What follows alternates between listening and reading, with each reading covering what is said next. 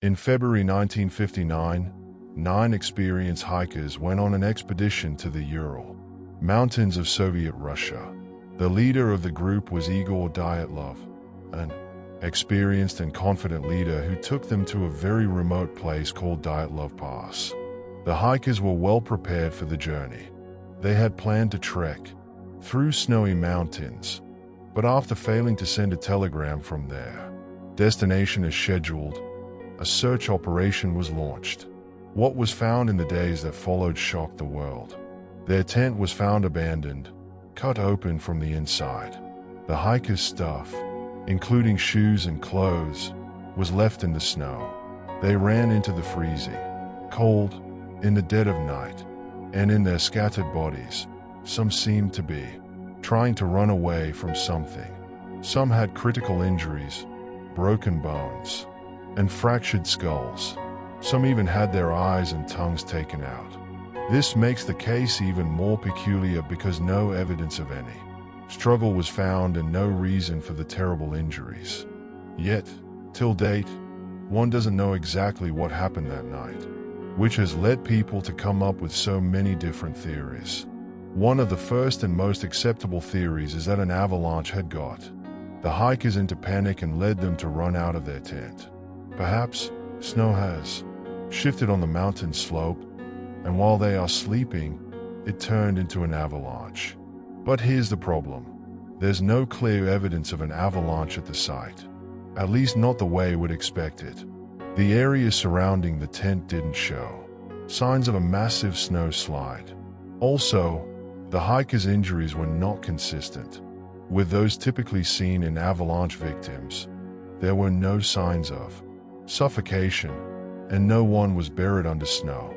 Therefore, even though avalanches are a very real danger in mountains, it does not quite explain the odd nature of their death.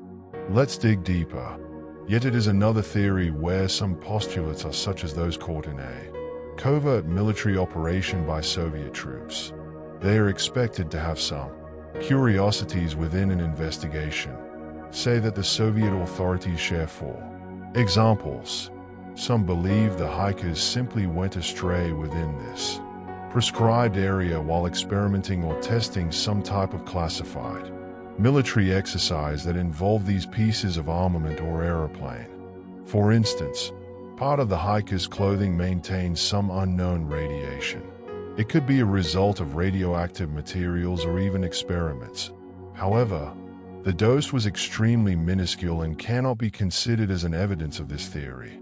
Other than reports of military presence in the region at the time, there is no evidence to suggest that these hikers were involved with any sort of clandestine military operation. Therefore, it's an interesting theory, but only that it remains speculative.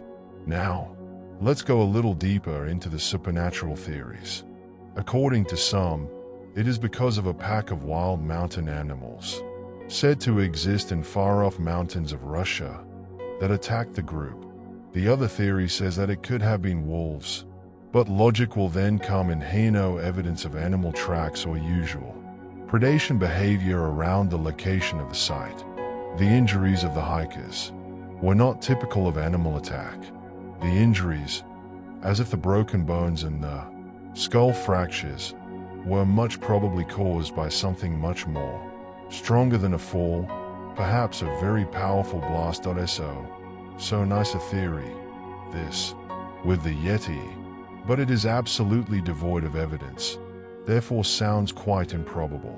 It is probably the most scientifically based theory, infrasound. Infrasound literally just means a range of frequencies of sound which the human ear cannot perceive. Some might be of natural cause such as wind or weather formation and may also be man-made. Infrasound can create dreadful, confusing, and even panicky feelings in people. Studies show that infrasound can cause a physical reaction in humans, which leads to disorientation and fear. Some scientists believe that the hikers could have been experiencing this phenomenon during a snowstorm. The strange, low-frequency winds could have caused extreme fears and confusion, causing them to panic and run out into the freezing cold from their tent. This theory is supported by the fact that the hiking tent was slit open from the inside, thus making it an indication of people running away in a rush. This, however, does not point directly to any confirmation of the existence of infrasound during the expedition. The next is more of a psychological theory: hypothermia. In extreme cold, paradoxical undressing is a symptom where the person freezes to death, then starts removing clothing as the body feels incredibly hot. Perhaps if they were discovered partly naked, it may point out that hypothermia may have had a play in their deaths.